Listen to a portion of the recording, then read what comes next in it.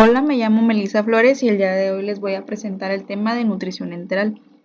Este tema, en conjunto con el de la nutrición parenteral, juegan un papel importante dentro del ambiente preoperatorio, intrahospitalario y fuera del mismo, ya que de entrada proporcionan nutrimentos a los pacientes incapaces de consumir independientemente los mismos.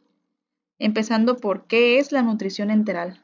Pues si bien estas son soluciones que proporcionan macro y micronutrimentos a las personas incapaces de mantener una ingesta oral que satisfaga sus necesidades nutricionales. Esto comúnmente en pacientes cuyas afectaciones intervienen en la función de deglución o su incapacidad para tragar está afectada por la ventilación mecánica. Está indicada además en los pacientes que han sufrido algún accidente, por ejemplo, los cerebrovasculares, o que tengan alguna disfunción temporal o permanente en el reflejo de la deglución. Incluso recomendados en las personas que padecen de síndrome de intestino corto, estos con fines adaptativos para su mucosa intestinal. Algunas de las principales contraindicaciones sería un tracto gastrointestinal no funcional, el cual puede incluir fístulas, obstrucciones o isquemia mesentérica, pero a su vez tiene muchas ventajas, como el hecho de ser de menor costo, reduce además el número de complicaciones, es fácil de preparar, administrar y controlar. Además de ser menos traumática, ayuda a evitar efectos tróficos por la ausencia de los nutrimentos. Efectos tales como lo son la reducción de la superficie de absorción intestinal, una menor secreción de enzimas y la secreción deficiente de hormonas gastrointestinales. Siguiendo por la administración, para poder administrar una solución enteral es necesario determinar el tipo de sonda, modalidad y la fórmula que se va a usar. Principalmente la modalidad de la infusión para proporcionarle la solución al paciente se debe de determinar por la tolerancia, sitio de alimentación del mismo y modalidades tenemos tres tipos: en bolo, continua e intermitente, que les voy a presentar a continuación. Primeramente, la modalidad por bolos es recomendada en pacientes ambulatorios con capacidad de proteger su vía aérea propia. Esto para facilitar sus actividades diarias. Además, algunas de sus ventajas son que es asimilar al patrón de alimentación de una persona que no está enferma. Esto ayudando a la adaptación fisiológica del organismo. Se administra de forma simple por medio de una jeringa o con ayuda de la gravedad. Además, promueve la independencia por parte del paciente.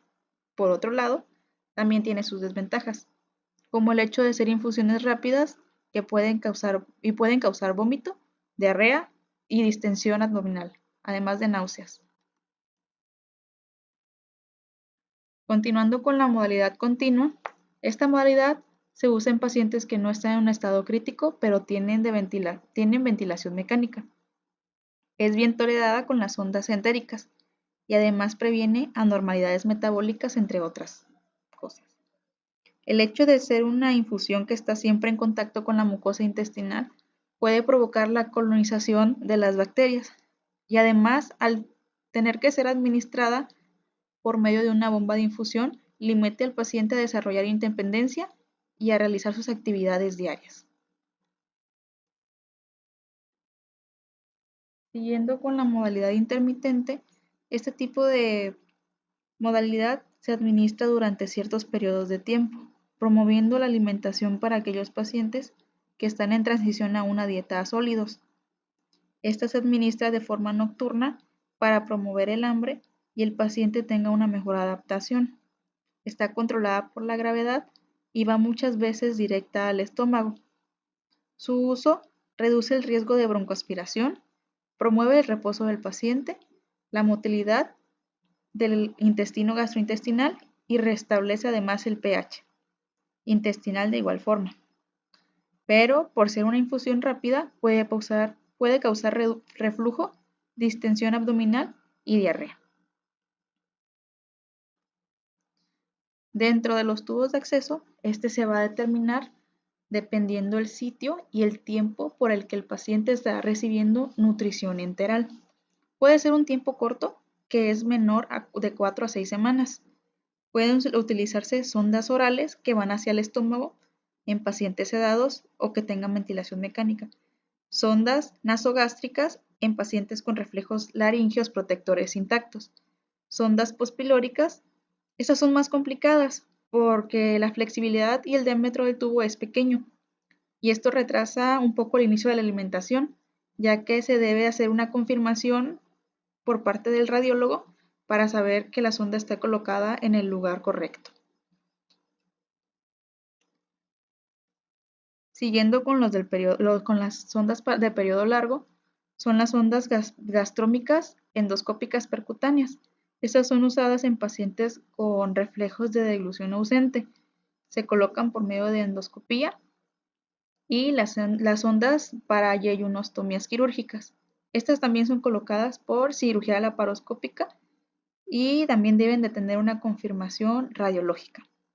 Algunas desventajas van en torno a que en muchos casos es posible que sea necesario colocar tubos gástricos de manera quirúrgica debido a los desafíos anatómicos que puede presentar el paciente, como lo son una adiposidad abdominal extrema, la presencia de una hernia hiatal grande o alteraciones quirúrgicas previas al tracto respiratorio. Para esto, se debe de avisar previamente que se anticipa la necesidad de una sonda de alimentación. En esta imagen podemos ver los diferentes tipos de accesos. Vemos la sonda gástrica, la bucogástrica, la de gastrostomía, la sonda de yeyunostomía, sonda duodenal y la sonda yeyunal. Siguiendo por las fórmulas enterales, estas se van a clasificar dependiendo del fabricante, pero aún así tiene algunas similitudes. Además, va a estar determinada en torno al estado del tubo digestivo y las diferentes patologías que pueden padecer un paciente. Por ejemplo, un tubo digestivo íntegro se le puede proporcionar soluciones más completas. Dentro de los tipos de soluciones tenemos la solución estándar, que esta es a base de carbohidratos, maltodextrina, jarabe de maíz, soya y canola en diferentes concentraciones.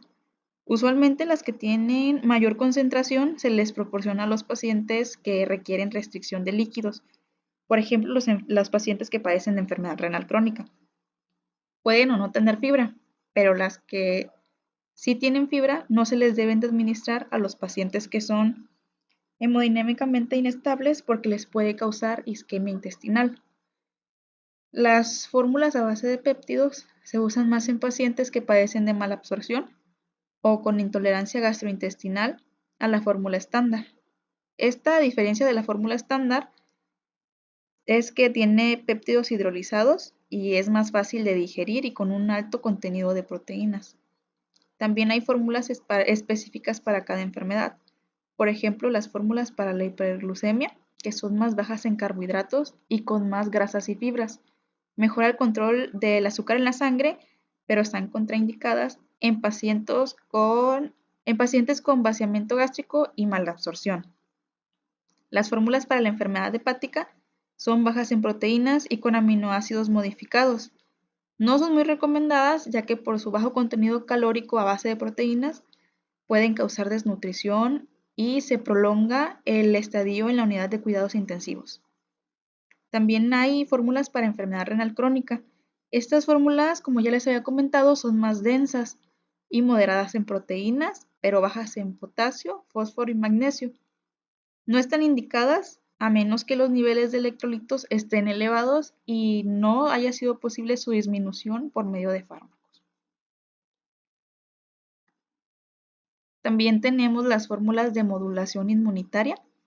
Estas fórmulas son a base de péptidos, antioxidantes, arginina y glutamina, teniendo como resultados tasas de infección reducidas y un tiempo reducido en la unidad de cuidados intensivos.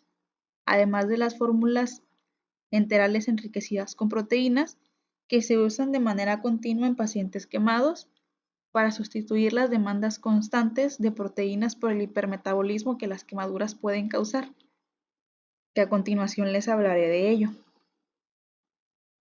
Pero ¿cuándo iniciar la nutrición enteral? De- Debido a que todas las enfermedades inducen una cascada de cambios metabólicos en el cuerpo, se genera una deficiencia de ciertos nutrimentos.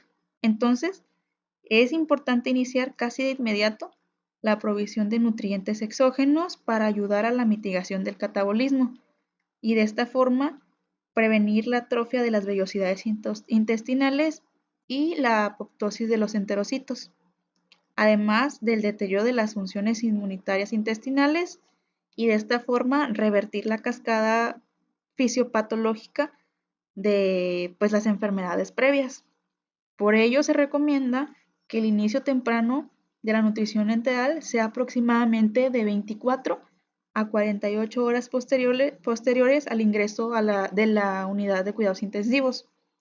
De esta forma reducir la morbilidad y la morbilidad infecciosa. A continuación hablaremos sobre la nutrición enteral en pacientes con lesión por quemadura. Debido a que las quemaduras graves provocan trastornos metabólicos más severos, el apoyo nutricional es de suma importancia. Un tema también importante es la clasificación de las quemaduras en torno a la superficie corporal afectada. Para ello se utiliza la regla del 9, donde cada parte de superficie corporal cuenta 9% y la única área que no cuenta 9% es el área genital, como lo vemos en la imagen de la derecha. Estas lesiones son capaces de causar un estado hipermetabólico persistente y muy prolongado. Con ello, un aumento significativo del catabolismo del paciente, haciéndolos más propensos a padecer una atrofia muscular y caquexia, gracias al estrés fisiopatológico que puede ir en aumento años después de la lesión. El inicio de la nutrición enteral en estos pacientes específicamente debe iniciarse dentro de las primeras 24 horas posteriores a la lesión, ya que el paciente también puede presentar un daño más severo a la mucosa intestinal y un aumento de la colonización bacteriana. Después de la lesión por quemadura y la iniciación del alimento vía enteral temprana, tenemos ciertos beneficios, como lo son la disminución de catecolamidas, glucagón y cortisol. Con ello mejora la cicatrización, disminuye la estancia en unidad de cuidados intensivos, ayuda a la restauración y conservación de las vellosidades intestinales, preserva la mucosa, motilidad y flujo sanguíneo y mantiene además la masa muscular. De mi parte es todo, muchas gracias.